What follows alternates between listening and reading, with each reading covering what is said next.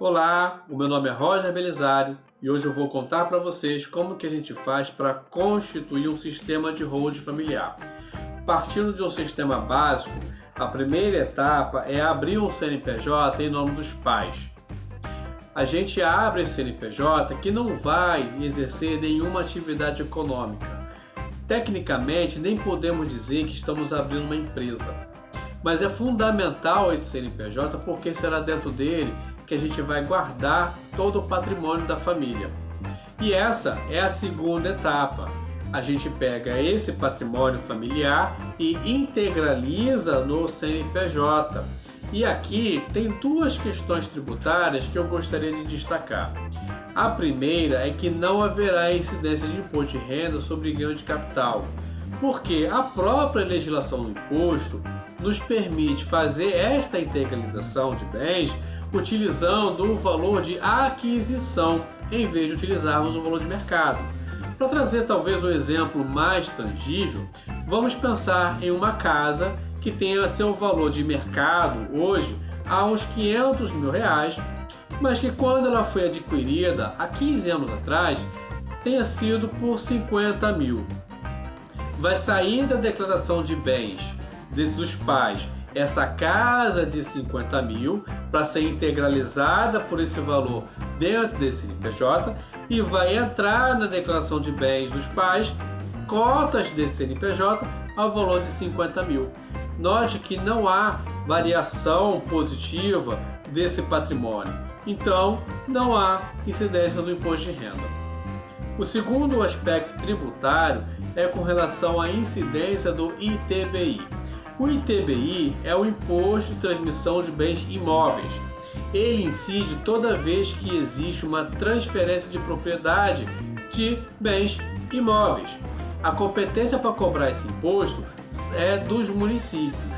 São as prefeituras que têm o papel, de fazer a apuração e a arrecadação desse imposto.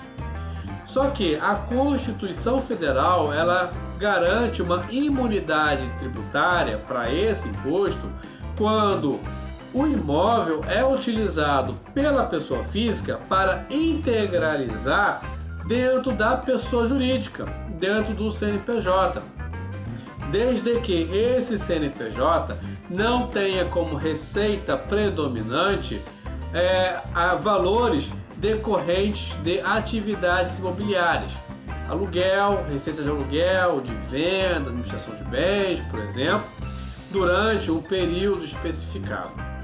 Então, como a gente acaba de constituir um CNPJ e esse CNPJ não exerce nenhuma atividade econômica, a gente consegue garantir a imunidade do ITBI.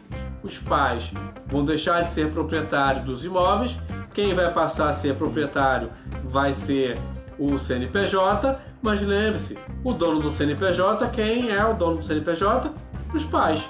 Então, a gente consegue eliminar tanto a incidência de imposto de renda, de ganho de capital, quanto a incidência de ITBI. A terceira e última fase desse processo é o planejamento sucessório. A gente faz esse planejamento sucessório por meio da doação das cotas aos herdeiros. E aí tem mais um aspecto tributário que eu vou destacar agora. Na doação das cotas vai incidir o ITCMD. O ITCMD é o Imposto de Transmissão Causa-Morte e Doação. É o mesmo imposto do inventário, que incide lá no processo do inventário. A diferença estará na sua base de cálculo para apuração. Enquanto que, se esse imposto for apurado lá no processo do inventário, a base de cálculo dele vai ser o valor atualizado dos bens. No nosso exemplo da casa, seria R$500 mil. A alíquota, a depender do estado, pode chegar a 8%. Então, num pior cenário, a família, num processo de inventário, teria que pagar de ITCMD R$40 mil. Dentro do planejamento sucessório, no sistema de holding familiar, a base de cálculo do ITCMD vai ser o valor das cotas, porque o que está sendo doado não é a casa de 500 mil, mais cotas de um CNPJ de 50 mil reais. Então, sendo essa a base de cálculo, o pior cenário para a apuração do ITCMD de 8% vai ser 4 mil reais. Veja a economia, 36 mil reais um imóvel de 500 mil reais, que o valor de aquisição tenha sido de 50 mil, só de ITCMD. Então, esses são os processos para poder constituir um sistema de holding familiar. Primeiro, abre um CNPJ em nome dos pais. Segundo, integraliza dentro do CNPJ o patrimônio da família. Terceiro, faz a doação das cotas para os herdeiros.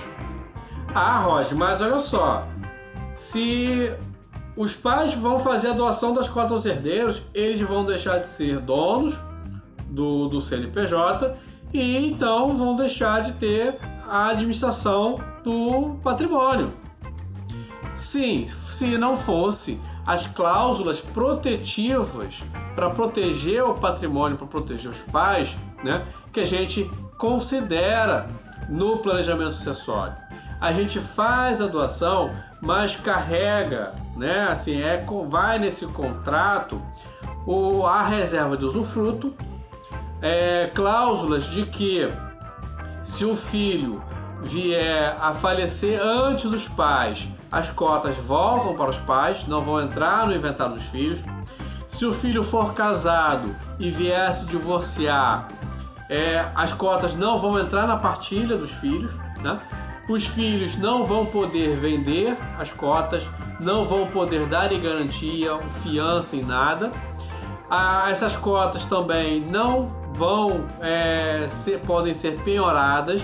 Se o filho, por exemplo, tiver algum revés em que recai algum tipo de penhora sobre o patrimônio dele, as cotas estão protegidas e, por conseguinte, o patrimônio que estão dentro do CNPJ também está protegido, né?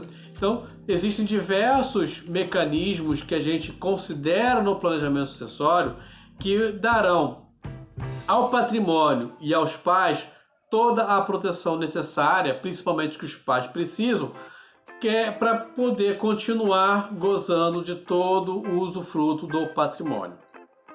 Bom, esse foi o vídeo de hoje.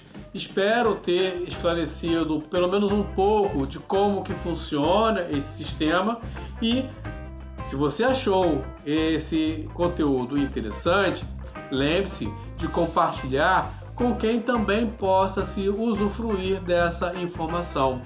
Inscreva-se aqui no canal e a gente se vê nos próximos vídeos.